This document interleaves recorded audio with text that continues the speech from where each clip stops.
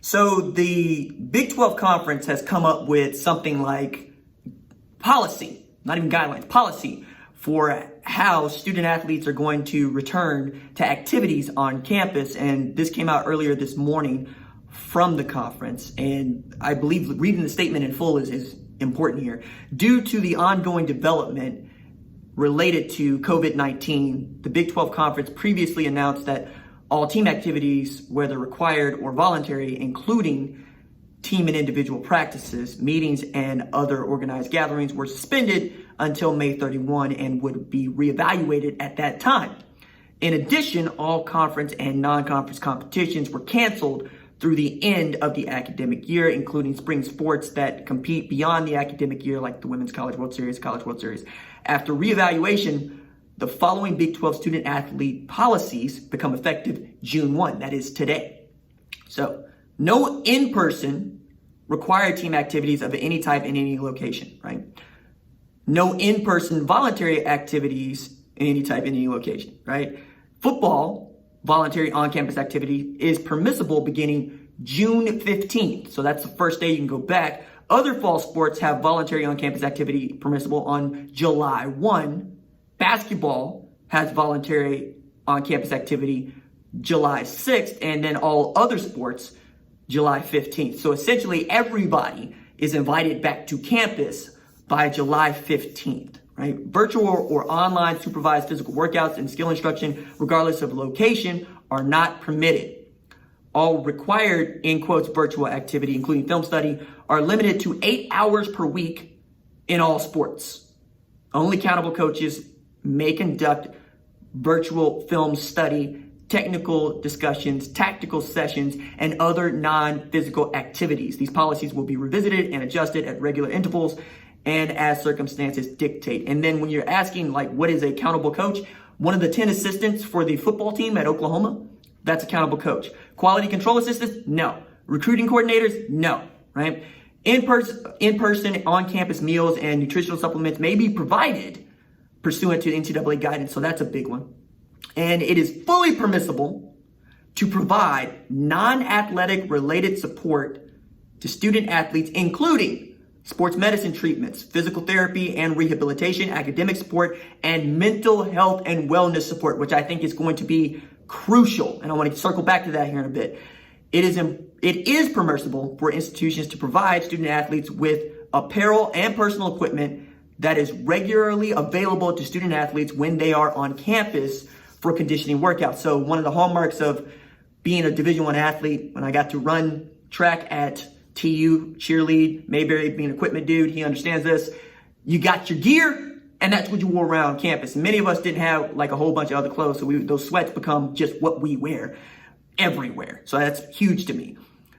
The Big 12 Conference Board and Director of Athletics will convene regularly to assess changing circumstances and to make shared decisions regarding amendments to the above listed policies. Policies noted will commence 7 a.m. Central Standard Time, Monday, June 1st, 2020, and remain in effect until further notice or until guidance is provided. I really enjoy that the Big 12 went ahead and established these policies, also put dates that we all know and we all understand, dates that coaches can give to players, that players and parents can talk about. And I wanted to circle back to the mental health aspect of this because we're at this point where on Twitter, on social media, it felt like all the Slack channels, all the email chains said, hey, we got to have something to say over here. We need to try to find the perfect Martin Luther King quote to drop in here to let everybody know that we on the program with the protest, because turns out there are 11,000 FBS football players. Also turns out the majority of them are black, which is big because only 6% of the United States of America is black and male. Think about that. More than 50% of football rosters and more than 60% of basketball rosters are black and male in a country where only 6% of the population is black and male. So if you ever wonder why I'm terrified or why a black male next to you might be just kind of looking at you kind of funny and wants to know, are you okay? This is one of the reasons. Hug a person, shake a hand, talk with them, ask them their fears, ask what you can do. Then search yourself and really think about what are you willing to sacrifice? Because right now, we're talking about life and death situations at a time when we thought everybody else was talking about a different kind of life and death situation. So the mental health aspect of this, having the ability to seek counseling is a really big deal. You know, shout out to my therapist, who I got to talk to 3 times last week and took 2 emergency phone calls and was like, "Nah, RJ, I'm not charging you for this week. This week is tremendously stressful for all parties involved, but more so for you than others." And I said, "Thank you."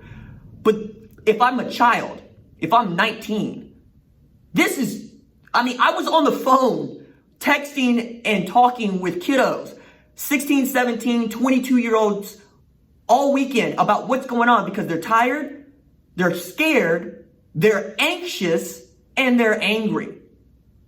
We had OU football players leading protests over the weekend. Justin Broyle took a megaphone in front of a crowd in northeastern Oklahoma City, making us all proud, showing the way. His mama, raising leaders. EJ and Domo Ogar wearing a Houston jersey down in his city, making himself heard. Jaden Hazelwood, Jamal Morris, both gonna be big contributors for the University of Oklahoma football team. Also marching in Oklahoma City over the weekend. They're gonna need other people to talk to about this. And it's gotta be more than just your coaches saying, "Hey, I stand with my players." Yeah, okay, in what ways? Because saying it on Twitter means nothing. And by the way, perform and performative are not the same, all right? Putting on airs in this climate, don't do that. You know, this is not the time to clout chase. This is not the time to say, I am one of the good people. No. If you are one of the good people, you don't need to be reassured of that. That's what it is. You know? You'll know. You'll know because people will talk to you about their fears. You know, we always know that parents are doing a good job because the kids will talk to them about what scares them and about the mistakes that they make. Same thing is true with friends. You know, there are some people that I feel real comfortable talking about this stuff with. There are other people that I don't. You know, and if you want to actually participate and you want to be helpful, have your ears open, right? Do things for people that you love. Show them you love them, right?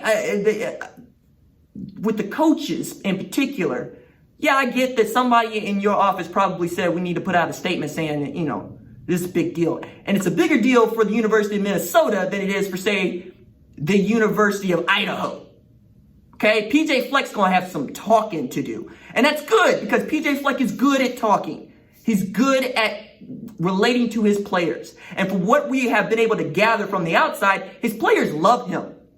And this is a time when he's really going to have to rely on that cachet that he has built with them. Because Minnesota is also recruiting as a top 10 school right now. They also landed the highest ranked commitment that they ever have in the history of that school last month. He happens to be black. It matters. The University of Minnesota saying we're not going to use Minneapolis police officers as security is also a big deal because if you know anything about how police move, they move together. So to say you're not going to use the Minneapolis Police Department is to say you're not going to use anybody in the state of Minnesota, which is, again, massive, right? And on the other hand, we did have some police officers, right? And we had some sheriffs that were going, no, we want to party with you. I didn't show up here with any firearm. I didn't show up here with any handcuffs. I'm here to listen to you and walk with you if you want to walk with me. If you don't, I understand that too.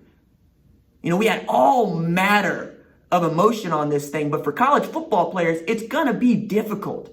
It was already going to be tremendously difficult and unprecedented. Now it's another level to the nth degree. And that's what I've been concentrating on, right? Because I have reached a point in my age where, you know, I'm fond of saying it. I'm going to be the age of Jesus when he was nailed to the cross this year. It's a big year for me. And most of this year for me has been about other people, particularly the kids. Many of you know that I talk with them, and sometimes their interviews air on this show and so forth and so on. But mostly, I have been just trying to show them that, no, you're doing the right thing. Don't second guess yourself on this. This is what you believe. And if you don't believe it, that's okay. But if you do believe it, I'm going to help you. If you need to talk with me about your next move, about your next step, I'm here for that because somebody did it for me. Be that person for the players in your life. Because they are those. Like Seth Towns is grad transferring to Ohio State. Seth Towns graduated from Harvard on Thursday and was detained in Ohio for protesting on Friday. If he's not one of your favorite basketball players now, I don't know what to tell you. Because he could have gone either other way. He could have done what so many other kids want to do, which is go down to like the Lake of the Ozarks and be one of the problem. He decided to try to use his voice and his body for good. Respect that. Flame that. Love that. That's what I like. That's what I love. Those are the kids that we're seeking to help. So the part about this Big 12 conference policy that revolves around mental health and wellness, here for it, because we all need a little bit of that.